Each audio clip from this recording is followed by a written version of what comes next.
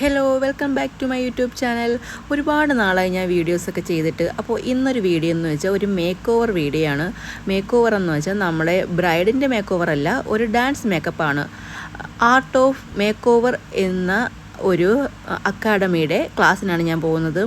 അപ്പോൾ എൻ്റെ കസ്റ്റമർക്ക് ഒരുപാട് പേര് പറഞ്ഞിട്ടുണ്ട് ബ്രൈഡൽ മേക്കപ്പ് മാത്രമല്ല ഡാൻസിൻ്റെ മേക്കപ്പും കൂടെ പഠിക്കണമെന്ന്. അങ്ങനെ ഞാൻ എന്തായാലും ഇവരുടെ ഒരു ക്ലാസ് ട്രിവാൻഡ്രത്ത് വന്നപ്പോഴത്തേക്കും ഞാൻ പോവാമെന്ന് തീരുമാനിച്ചു. അപ്പോൾ ഇവരുടെ ക്ലാസ്സൊക്കെ നല്ല ക്ലാസ്സായിരുന്നു. അവർ A to Z വരെയുള്ള എല്ലാ ഡീറ്റെയിലായിട്ട് അവർ പഠിപ്പിച്ച് പ്രൊഡക്റ്റ് ആവട്ടെ ചെയ്യുന്ന രീതി നമ്മളെ കൊണ്ട് ഹാൻഡ് പ്രാക്ടീസ് വരെ ചെയ്യിപ്പിച്ചിരുന്നു. അത് കഴിഞ്ഞിട്ടാണ് നമുക്ക് നമ്മുടെ തെറ്റുകളും കുറവുകളും ഒക്കെ നമുക്ക് അവർ പറഞ്ഞു തന്നിരുന്നു. ഇവരെ ക്ലാസ് നല്ല ക്ലാസ്സായിരുന്നു. അപ്പോൾ ഫസ്റ്റ് നമുക്ക് കുച്ചിപ്പുടി, ഭരതനാട്യം ഇതിൻ്റെ മേക്കപ്പായിരുന്നു ഫസ്റ്റ് അവർ നമുക്ക് കാണിച്ചു തന്നത്.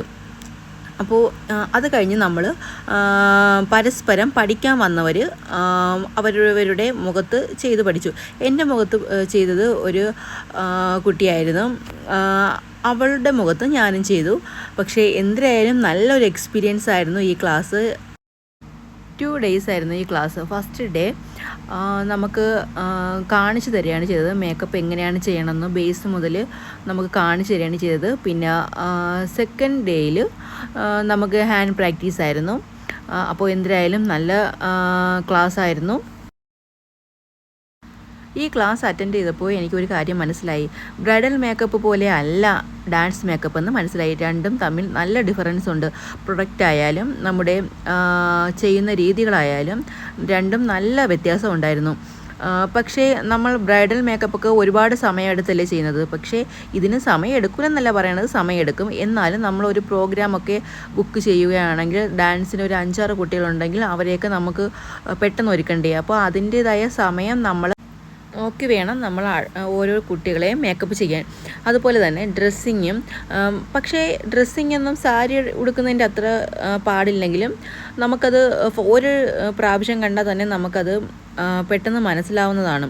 സാരി ഡ്രാപ്പിംഗ് ഒക്കെ എന്ന് വെച്ചാൽ ഒത്തിരി ടൈം എടുത്തൊക്കെയല്ലേ നമ്മൾ ചെയ്യേണ്ടത്. അയൺ ചെയ്ത് ഇത് കറക്റ്റ് ഉടുപ്പിച്ച് കൊടുത്ത് നമ്മൾ ഒരുപാട് സമയമൊക്കെ വേണ്ടേ. പക്ഷേ എന്നാൽ ഡാൻസിൻ്റെ മേക്കപ്പ് ഡ്രസ്സിനൊന്നും വളരെയധികം സമയം നമുക്ക് എടുക്കണ്ട, ജസ്റ്റ് ഒന്ന് പിൻ ചെയ്താൽ മാത്രം മതി.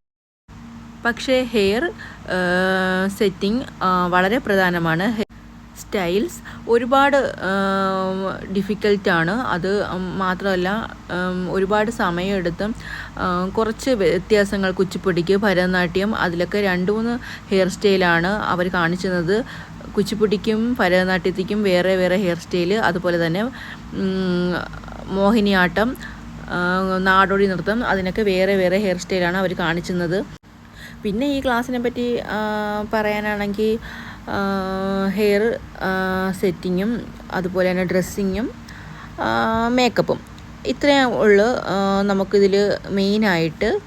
പിന്നെ ഇത് വരുന്നത് ഒരുപാട് കുട്ടികൾ കാണില്ലേ, അപ്പോൾ അവരെ എല്ലാവരെയും നമ്മൾ കറക്റ്റ് ടൈമിങ്ങിൽ മേക്കപ്പ് ചെയ്ത് ഡ്രസ്സ് ചെയ്ത് ഒരുക്കി നിർത്തണം, എന്നാലേ നമുക്ക് എല്ലാവരെയും മേക്കപ്പ് ചെയ്യാൻ പറ്റത്തുള്ളൂ. അപ്പോൾ അങ്ങനെ ആ ഒരു വ്യത്യാസവും കൂടെ ഉണ്ട്. അതുപോലെ തന്നെ നമ്മൾ കണ്ണും പിരികവും ചുണ്ടും അത് നമ്മൾ എപ്പോഴും പെർഫെക്റ്റായിട്ട് തന്നെ വരയ്ക്കണം. അതിലാണ് നമ്മുടെ ഏറ്റവും ശ്രദ്ധ നമ്മൾ ചെയ്യേണ്ടത് നമ്മുടെ കണ്ണും പുരികത്തിലുമാണ്. അപ്പോൾ ഇത് എൻ്റെ പേരായിരുന്നു എന്നെ മേക്കപ്പ് ചെയ്യുന്നത്. എനിക്ക് വലിയൊരു ആഗ്രഹമായിരുന്നു ഡാൻസിൻ്റെ മേക്കപ്പ് ചെയ്യണം, ഡാൻസ് കളിക്കണം, ഡാൻസ് അരങ്ങേറ്റമൊക്കെ ചെയ്യണമെന്ന്. പക്ഷേ എന്തായാലും അത് സാധിച്ചില്ല. എന്തായാലും മേക്കപ്പെങ്കിലും ചെയ്ത് ആ ആഗ്രഹം ഞാനങ്ങ് നിറവേറ്റി. അപ്പോൾ എന്തായാലും ഡാൻസ് മേക്കപ്പ് ക്ലാസ് നിങ്ങൾക്ക് ഇഷ്ടപ്പെട്ടെന്ന് ഞാൻ വിശ്വസിക്കുന്നു. ഈ ക്ലാസ്സിന് പോയപ്പോൾ എനിക്ക് എന്തായാലും യൂസ്ഫുള്ളായിരുന്നു.